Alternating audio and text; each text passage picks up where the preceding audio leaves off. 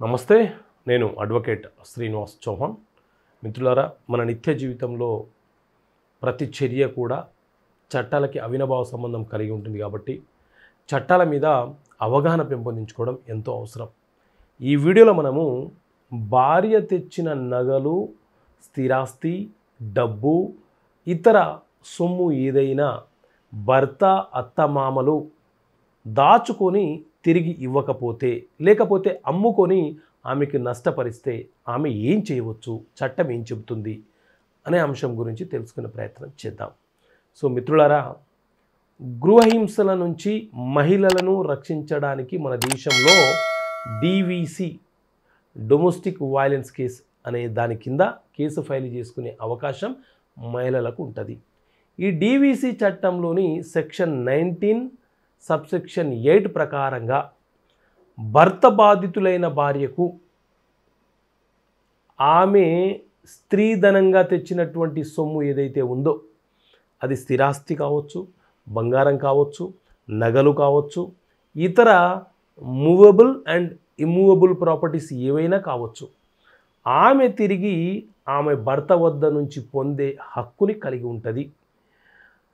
ఆమె యొక్క ఆ స్త్రీ యొక్క అత్తమామలు కానీ భర్త కానీ ఆ సొమ్ముని తీసుకొని ఆ సొమ్ముని నష్టపరిచినా, అమ్మివేసినా, లేకపోతే ఇంకా ఇతర చర్యలు ఏవైనా చేసినా వారందరి మీద ఆమె నష్టపరిహారము కోరుతూ కేసు కూడా ఫైల్ చేసే వెసులుబాటు ఆమెకు ఉంటుంది. సో స్త్రీధనం కింద ఒక మహిళ తన తల్లిదండ్రుల నుంచి తెచ్చే ఆస్తులన్నిటిపైన, చరాస్తులు కావచ్చు, స్థిరాస్తులు కావచ్చు, ఏ ఆస్తులపైనైనా సరే ఒక స్త్రీధనంగా ఆమె యొక్క తల్లిదండ్రుల వద్ద నుంచి తీసుకొని వస్తే ఆమెకే ఆ ఆస్తుల మీద సర్వ హక్కులు ఉంటాయి. భర్తకు కానీ, అత్తమామలకు కానీ, ఆడపడుచులకు కానీ, ఇతర కుటుంబ సభ్యులు ఎవ్వరికీ కూడా ఆ మహిళ తెచ్చిన ఆస్తుల మీద హక్కులు ఉండవు. ఎందుకంటే అది స్త్రీధనంగా పిలువబడే ఆస్తి కాబట్టి. సో మిత్రులారా, మన దేశంలో సివిల్ ప్రొసీజర్ కోడ్ CPC అనే చట్టం ఉంది. ఈ సివిల్ ప్రొసీజర్ కోడ్ చట్టం ఏం చెప్తుంది అని అంటే, ఏదైనా ఒక సివిల్ వివాదానికి సంబంధించిన అంశము న్యాయస్థాన పరిధిలోకి వచ్చినప్పుడు న్యాయస్థానము ఆ అంశాన్ని ఎలా విచారణ చేసి తీర్పులనివ్వాలో చెప్పే చట్టమే ఈ CPC సివిల్ ప్రొసీజర్ కోడ్ అనే చట్టం.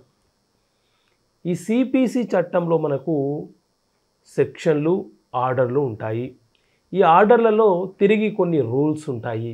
అట్లా CPCలోని ఆర్డర్ 22 రూల్ 7 ప్రకారంగా ఒక స్త్రీ వివాహం కాకముందు చేసినటువంటి ఎలాంటి అప్పులకైనా సరే ఆమెనే న్యాయస్థానంలో లేదా సమాజంలో వ్యక్తిగతంగా బాధ్యత వహించాలి. ఏదైనా న్యాయస్థానము ఆమెకు వ్యతిరేకంగా తీర్పిచ్చినా కూడా ఆమెనే బాధ్యురాలవుతుంది. కానీ ఆ తీర్పుని భర్త యొక్క ఆస్తిపైన కానీ, భర్త పైన వ్యక్తిగతంగా కానీ అమలు పరచడానికి అవకాశం ఉండదు. అదేవిధంగా ఆ స్త్రీ వివాహం కావడం కంటే ముందు ఎవరి మీదనైనా ఒక సివిల్ కేసును ఫైల్ చేసి ఉన్నప్పుడు ఆ కేసుని ఆమె వివాహం తర్వాత కూడా ఆ కేసుని ఆమె కొనసాగించుకునే అవకాశం కూడా ఆమెకు ఉంటుంది. సో వ్యక్తిగతంగా చేసినటువంటి చర్యలకు వ్యక్తిగతంగా వారే బాధ్యత వహించాలనేది చట్టం చెప్పే సందేశము, సారాంశము. Okay friends, thank you. జై హింద్.